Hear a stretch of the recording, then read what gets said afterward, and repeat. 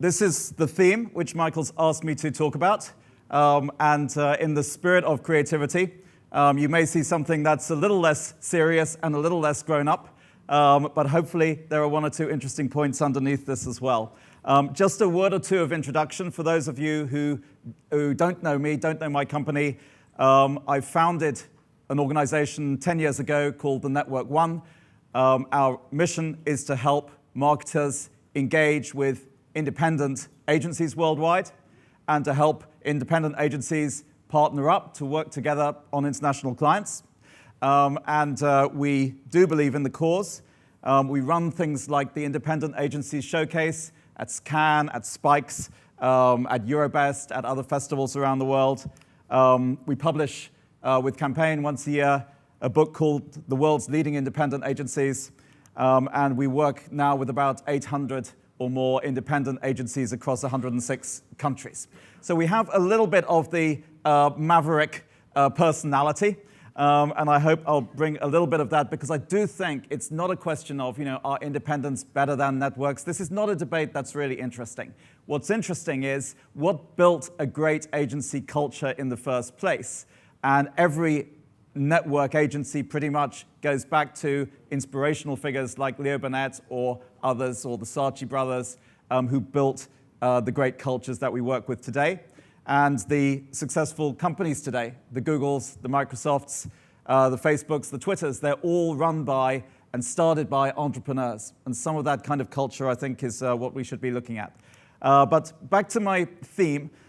Michael asked me to talk about what does winning creativity look like. And I thought a sensible place to start might be to say, well, how does the industry reward creativity? We give prizes. These prizes are hugely lucrative. It's a multi-million-dollar business. The Cannes Lions, the Gunn Report, which 10 or 15 years ago established the link between successful creativity and successful business results, and still publishes a league table that people can aspire to be top of. The Effie Awards and other advertising or marketing effectiveness awards. And they've become a kind of touchstone of the industry. And the previous speakers talked about the difficulty of attracting talent sometimes into the industry.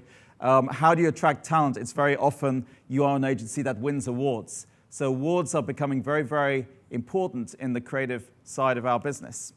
I'm certainly not going to play this because I think everybody can sing Dumb Ways to Die 100 times over, and if I do, it'll get on your brain again and you'll not thank me. But let's just think about why that became the great Oscar winner of this year. And it won, I don't know how many Grand Prix at Cannes, at Spikes, and other festivals. Interestingly, John Mescal, who was the creative director that led this, has worked both sides of the fence. He wrote this when he was at McCann in Melbourne. He had an independent agency for 8 years before that called Smart. And he was interviewed just after they had all these announcements. And this is what he said. He said, when you do an entry, and he's talking about an entry for Cannes or an award, it's not your work that's being judged. It's the video that's being judged. You start from zero. The video is not, here's what we did. The video is telling the story. And I think that's something which has become quite strangely endemic within the industry. It's not the work that you do, it's the way that you tell the story. Ogilvy, who are one of the smarter networks, you'd have to say, appointed this remarkable man, Tim Broadbent, to do many good things in strategic planning, but one of the things that he does is he goes around the Ogilvy offices around the world and teaches people how to write cases that will win Effies. And we got jealous of that, so we kind of did a deal with Walk and asked Ed Pank, who runs their Asia-Pacific office, to talk about how you win Effies. What Ed told us was the most remarkable thing, and he particularly looked at the Festival of Asia Marketing Effectiveness. And the judges at this festival have to read 200 submissions of about 10 pages each. And that equates to about 1,300 pages of War and Peace plus about 700 pages of Gone with the Wind. So just to judge the Effies in the Asia Festival, you've got to read this. Now, it's not going to happen. So how do you win an Effie? Answer, you tell a story. You tell a story in the first half of the first page, And then most judges, if they're not interested in the story, they throw the paper away. If they are interested in the story, they flip the paper over and go to the back page, which has got the results. Because you've got to have a good story, and you've got to have results. And probably only about 10 or 20 entries actually get read all the way through. It's human nature. You are not going to read 2,000 pages of submissions. So it's all about the storytelling, and that, in many ways, is a major part of my theme. Come back to stories in a second, because the other thing we talk about is, what does real winning creativity look like in the real world, not just the way that you tell the stories. This could be a much, much longer presentation. You'll be relieved to know that it's not, but there's many different things that have been winning awards, prizes, recognition, and TV programs in the creative world that are far from being advertisements. Machines, the Unilever machine that gave you an ice cream if you smiled. This is the Coke machine put up in India and Pakistan, and if you say nice things or greet someone from your rival country, it will give you a Coke. Architecture. This is one of my particular favorites. I actually discovered this last weekend in Cambridge, and somebody was asked to build a bridge over a small stream in a nature conservancy. And he realized that if you plant willow sticks into the ground, they will flower. So he created a living bridge that spikes and creates shoots. Now, is that creativity? I think it is. Products, we've heard, we don't need to repeat, the idea of the fuel band and RGA, which is probably not an independent, by the way, it's an interpublic-owned agency, probably one of the most brilliant in the world today. If they talk about advertising, what do they talk about more than anything else? The Nike Fuel Band, which they helped Nike to develop, a piece of creative thinking into the product world from an advertising agency. Games, the other big winner at Cannes, the Intel Inside campaign from Pereira Odell is really about engaging the consumer into a game. Feature films. How to use a feature film to make your brand. All of the negative publicity that Facebook got when the Facebook movie came out. I've been on a few planes in the last couple of weeks, and at least 3 of them, the main feature was The Internship, which is effectively about an hour and 3/4 advertisement for how wonderful it is to work on the Google campus. Haven't people got smarter over the last couple of years? Old mobiles. I think if I'm going to have a new category for awards, it's going to be the best use of old mobiles. This is one from the Newton Circus, the Silver Line project, which had many collaborators. Newton Circus is a consultancy, but others, Ogilvy has been involved, PR firms have been involved, about repurposing old mobile phones to help old people who cannot manage their life easily, but using the mobile phone they can, or using a smartphone that's not quite the latest model. They can monitor their health, monitor their circumstances, alert people, relatives and medical people if they have problems. Droga 5, getting kids in high school to pay attention to lessons by giving them mobile phones which only worked outside school hours. Jaime Saifu in the Philippines, repurposing feature phones to carry material that used to be in textbooks, which either the schools couldn't afford or the kids didn't want to lug around to and from school. A lot of these things are about creativity and technology. And I do think that's really part of what is winning creativity today. But I do want to say, let's go back to marketing communications, a little bit back more to where the International Advertising Association comes from. And I have to indulge you by showing a couple of films of what I do believe is great creativity today. One is a remarkable guy called Gonzalo Figari. He runs an agency in Spain called D6, and he has opened an office now recently in Peru. And was given a brief by the History Channel in Spain. And trying to write TV commercials or video content or advertising to make a History Channel sexy is quite a challenge. But what Gonzalo did, and he's really becoming something of a hybrid between advertising, social media, and digital, and PR, he told a story, looked for a story inside the client's product, and created a story about that story. And storytelling is a theme that's much talked about, and I think this is one of the best and hopefully quite amusing examples of telling a story about what might be a dull product like the History Channel. We know at History Channel that history is made every day. When we read in a blog that one of the lions at the Congress building had no testicles, we decided to investigate thoroughly, visiting the Congress entrance to check the loss, and then chatting with a veterinarian to discover if there was some anatomical reason for the omission. Con la posición de las estatuas, que aparecen los dos leones sentados, debería de verse parte de las estructuras testiculares en la foto de la izquierda, en la que no aparece ninguna estructura. We were even able to meet the Vice Dean of the Association of Historians. Parece que a uno de los dos leones, una de las dos piezas, le faltan los testículos. Puede ser desde un olvido hasta tal vez algún mensaje, precisamente por el lugar donde iban a ser situados, en la puerta del Poder Legislativo. We decided to settle the matter and asked the foundry Kappa to make new bronze testicles for the parliamentary lion. Para modelar los testículos de este león teníamos una referencia de primera mano que era el otro león. Es una pieza pequeña, tiene unos 15 centímetros de largo por 8 por 6. With the piece finished, we sent a petition to Parliament and to the Mayoress of Madrid asking that the testicles be fitted. People began to support us. Hombre, yo creo que deberíamos ponerle unos testículos nuevos al león, la verdad. Ya se sabe cómo somos los españoles de descuidados. Pues que lo habrán robado. Yo creo que deberíamos ponérselo. Tal como está. Porque van a poner un añadido ahí, un pastiche, fatal. Tendría que estar completo, pienso yo. He oído la noticia porque es una noticia que se ha conocido, yo creo, que por muchísimos españoles. Sabía algo por referencias, por Twitter y demás. A mí me ha parecido que era una noticia curiosa. Hombre, entiendo que analizándolo lo mejor sería desde luego ponérselo. Perdone, señor presidente, una pregunta para el canal Historia, por favor.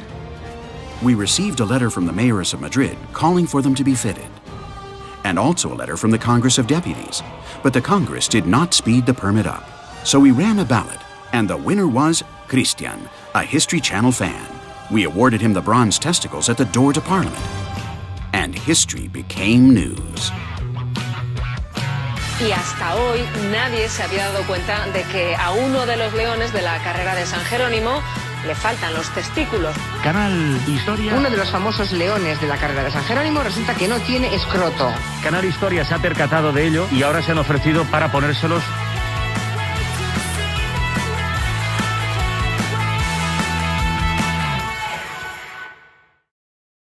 Congratulations to D6, the agency that came up with that. And I just thought it's a beautiful example of not traditional creativity in any way, but taking a story and making a story out of it and getting, what did he say, 1.6 million euros of value for a total spend of 14,000 euros. But there is another aspect to this, and this is really, it's not just about a product or a story. There is still something called a big idea, and we see many ideas that are perhaps a jingle or a clever piece of work and are not really, really big ideas. I think this is one of the biggest ideas creatively that I've seen in the past several years. It's an agency in China called Goodstein. This is the founder. He's an Austrian guy called Georg Varga. His agency has 4 people in it. He's a very good collaborator. Collaborated on this project with Proximity, by the way, just to give the credit where credit is due, because needed the scale and the structure to make it. But the idea was the simplest one that you could imagine in hindsight. It's for VW, for Volkswagen. Volkswagen, like all the car makers, is making huge potential profits in China, but has a huge fight on its hands against the Audis, the GMs, the BMWs, and the other car brands. Volkswagen means people's car. The idea was very, very simple. You're in the People's Republic. Why not create a people's car for the People's Republic? Which is exactly what they sent out to do. Da Zhong Gie Jia. I've been practicing that. It means something like, please don't tell me there are Chinese people in the audience, the people's car. And this is how, a little story about how they went about it. What does it take to make a car? Yes, it's about the shape, the interior, the engine, but that's not enough. You have to understand the people. 如果要是我给自己设一辆车的话，像风一样的流线，像刺猬一样。If you understand the people, you can create the perfect car for them. That's why we created the People's Car Project. After 2 years, from 30 million people. The People's Car Project reviewed over 260,000 ideas. We've narrowed it down to 104 ideas. This year, over a 10-part online series, 6 design teams will compete and 1 will become the People's Car. This is a collaboration between 2 of the best universities in China, as well as working with experts from other design fields. 中国人一直有一个汽车梦，这个汽车梦它是面向未来的，是拥有一辆什么样的车？我知道大众制造这个项目挺早的，没有想到就是过了1年多以后，真的能参加到这个项目。网红过来接一个，没有明确，其实没有明确的东西，就是窗户口这类的。我们之前一直没睡觉，来得及吗？能做完吗？那段时间压力很大。 就什么都不会，什么都要学。系里面一般就是正常家庭，没有什么太有钱的。等到我有能力的时候，肯定会帮助他们去实现他们希望实现的东西。不管赢不赢，都要做到最好。我想赢。我要赢。我会赢。The team who have won, whose model will go to the show, is for fun.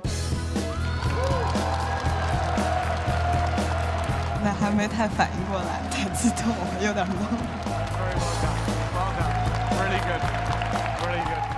挺失落的，因为毕竟我们付出的努力挺多的。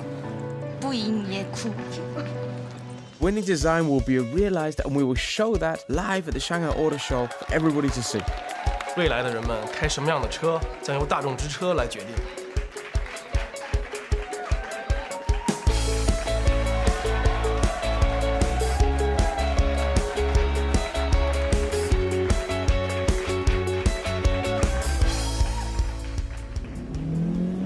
Volkswagen, das Auto. People's Car for a People Republic. What a brilliant idea. And how many millions of people in China were engaged through social media, through contributing to it, through making teams, through having documentaries about it. And now the car is being shown at the Shanghai Auto Show. And it's a concept car, but there's every chance that it will be produced. So what about winning creativity? I mean, somewhere between creativity and winning perhaps lies winning creativity. And I always remember the mantra that was taught to me when I started in the agency world. Creativity wins the business. And of course, account management, and yes, I am wearing the suit, is usually the one responsible for losing it. It's as true today as it was all those years ago. And I'm a bit on David Wethy's side when he talks about creativity and opportunity as what really makes our business exciting. And hopefully we've seen that that's not just a traditional opportunity of a nice ad, but it's many other things that creativity combined with technology can do. But, you know, there must be a winner. So who shall we elect as the winner? Well, I thought I'd just come back a little closer to home and pick on an example from the UK. Campaign magazine, as most of you know, is the main trade magazine, and they publish every year their best estimate of the top 100 agencies by size, by billing or by revenue. And if you look at that, I mean, we use this chart to talk about independence. In the top 20 by size, there are 13 traditional network agencies. There are 2 network subsidiaries. From memory, BBH would be one. Can't remember who the other is and can't read on there. And 5 independents. If you look, however, at a much more interesting table, they also publish a new business winning league table. And at the beginning of the year, it's not terribly informative. It's a bit like the Premiership, where you've got about 5 games gone, and who knows if person is going to be top at the end. But by now, this week's issue, 27th of September, it's pretty clear who's doing well. And 2 kind of points to drive out of here. One is that when clients are choosing voluntarily where they put their new accounts, they're often going to quite unconventional places. Only 4 of the networks even make it into the top 20. There are 5 network subsidiaries and 11 different independents. And why do we think that is, and what do we think might be driving it? I think it's something to do with a new way of looking at things, not just being good at advertising, not just being good at data analytics, but having that creative spark that makes clients go, okay, those are the people that I want on my shortlist. But there has to be a winner, and I would like to say I've got no shares in this agency. We have no favoritism towards them versus anybody else. But I've got to pick the person who's at the top of the new business list, which is VCCP. And they have won literally more than double the net new business gains of the second agency in the UK, which I think is Grey, either Grey or TBWA. So more than £100 million of new business gains, and the next one is about 48 million. They must be doing something very right. And I think the answer is probably that they are, and that they have things like the big idea, and if those of you, I'm sure, like Dumb Ways to Die, the Meerkat campaign we've all seen, compare themeerkat.com, compare themarket.com. They have an agency structure that has separate divisions, not just for advertising, but for social media, for CRM, for content, for experiential, for search, which is very rare, if not unique, in a creative agency of a sort of manageable size, media, and data, and branding. So it's to be able to come up with the big idea and use all the modern techniques of today. And the results of the Meerkat campaign are there to be seen. An 80% increase in quotes requested from the insurance company, the client, comparethemarket.com. A traffic increase to the site of 100%. Cost per acquisition of a customer reduced by 73%. Brand awareness goes up from 20% to 59%. And allegedly, although I can't verify this, more influential than Hillary Clinton and Boris Johnson. What more do you want? If you're a client, you can sort of see why they're at the top. That's my kind of thoughts on winning creativity for the day. I hope you found it entertaining, a little bit informative. Thank you very much.